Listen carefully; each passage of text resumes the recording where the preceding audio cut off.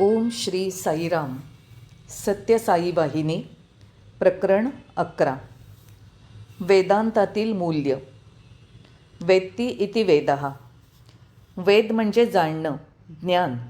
अर्थातच माणसाला वेदांकडून कर्मकांड आणि ज्ञानकांड यांची शिकवण मिळू शकते. वेद माणसाला जन्मापासून मृत्यूपर्यंतच्या कर्तव्यांची शिकवण देतात.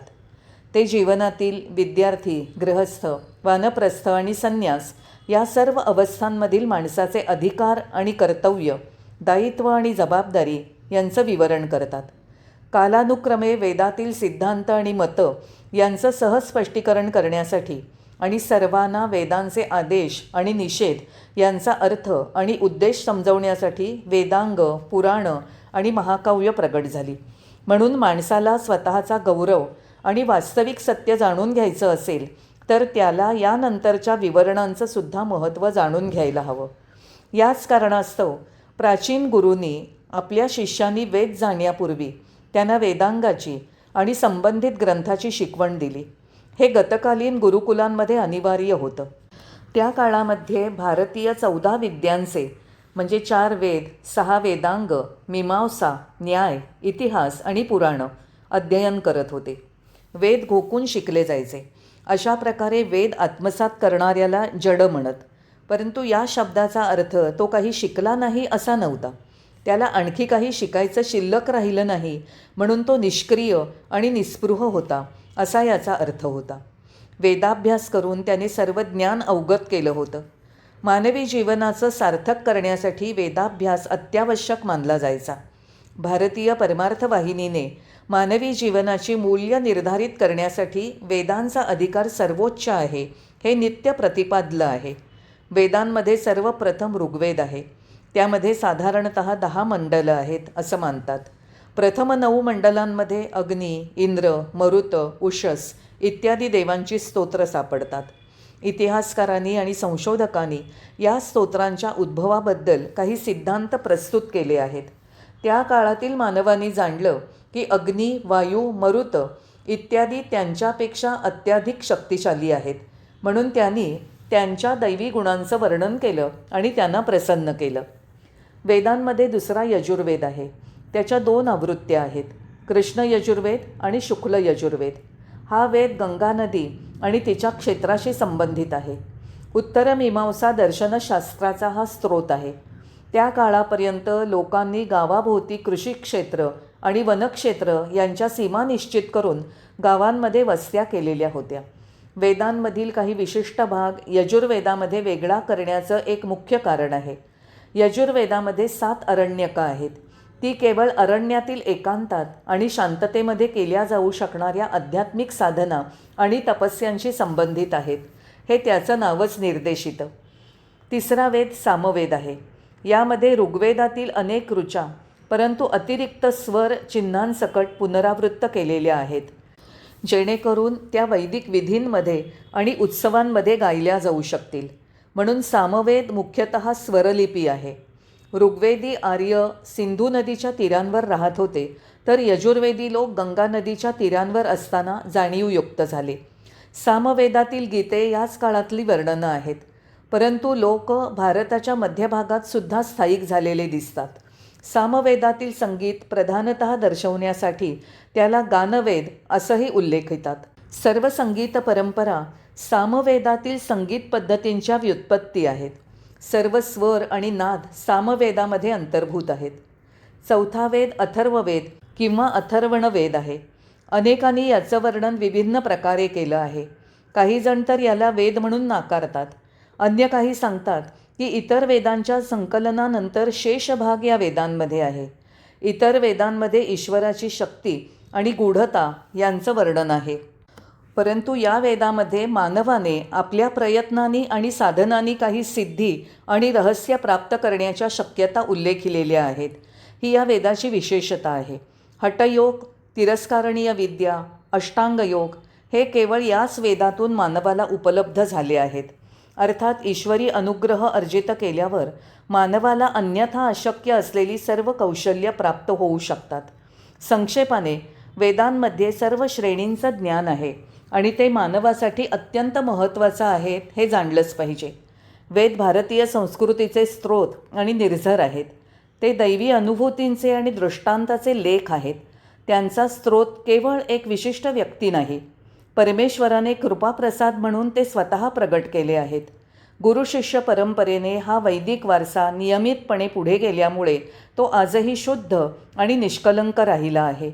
वेद अनादि अनंत अपौरुषेय आहेत, म्हणून ते सर्व मान्य आहेत. कोणीही त्यांचं मूल्य उपेक्षित किंवा अस्वीकार करू शकत नाही.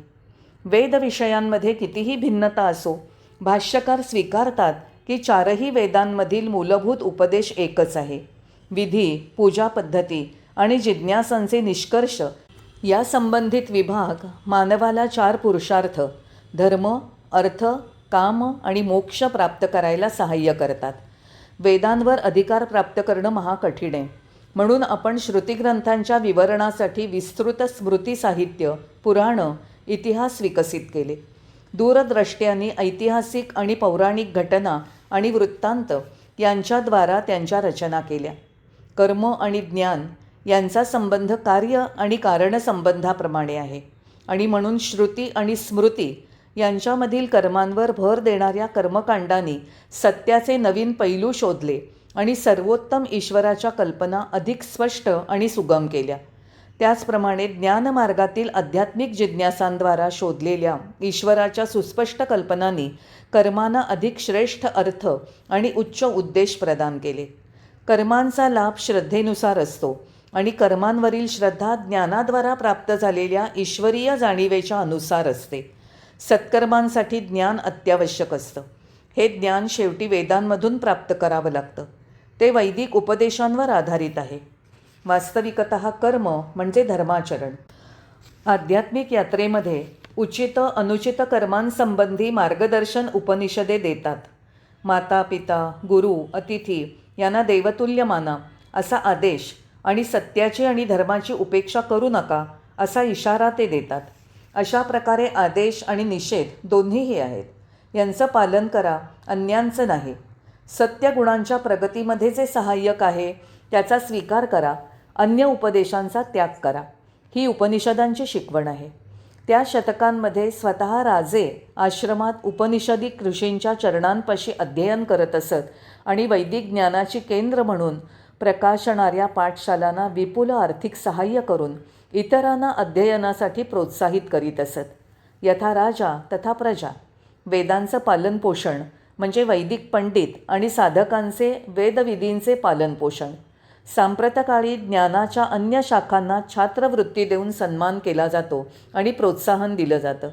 वैदिक छात्रांना अशा प्रकारे प्रोत्साहन आणि आर्थिक सहाय्य दिलं जात नाही. हा एक महत्त्वपूर्ण लक्षणीय विषय आहे. श्रुती सांगतात, धर्मो रक्षती रक्षितः. धर्मरक्षकाचं धर्मरक्षण करतो. जर लोक धर्मस्रोतांचं पालनपोषण करण्यासाठी पुढे आले तर खुद्द हे सत्यकर्म त्यांचं पालनपोषण करेल. वेदाभ्यास आज आर्थिकदृष्ट्या दुर्बल लोकांचं कार्य झालं आहे. लोकांनी या परिस्थितीचा स्वीकार केला आहे.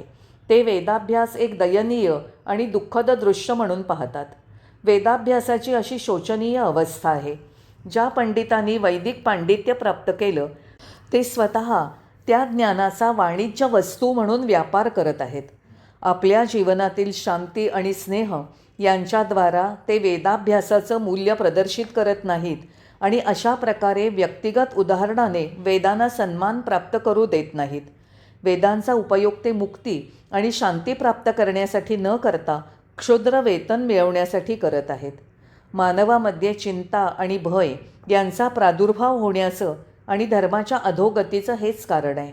अशा व्यक्तींना जर वेदांमधील आदर्शांचं पालन करण्यासाठी आणि अशा प्रकारे योग्य मार्गावरील प्रकाशस्तंभ म्हणून मानवतेची सेवा करण्यासाठी प्रोत्साहित केलं गेलं तरच केवळ जगाला शांती आणि स्नेह पुनर्प्राप्त होतील. नाहीतर अधःपतन अटळ आहे. भारतीय परमार्थ वाहिनीने आत्तापर्यंत वेदाभ्यास आणि वेदाचरण यांचं सिंचन केलं आहे. वैदिक मार्गावरील यात्रेमध्ये प्रगत रहा हा तिचा नित्य संदेश आहे. वेदांत आणि वेद यावर कोणी विस्तृत चर्चा करेल, परंतु जोपर्यंत या आदर्शांची मूल्य स्वानुभव आणि स्व आचरणाद्वारा प्रतिपादन करत नाहीत तोपर्यंत हे व्यर्थ आहे. हे लोक या सत्याला विसरले आहेत. या चिरतरुण वैदिक संस्कृतीच्या परंपरा आणि मूल्य यांचं त्यांनी वेळेवर जागृत होऊन रक्षण केलं पाहिजे. जय साईराम.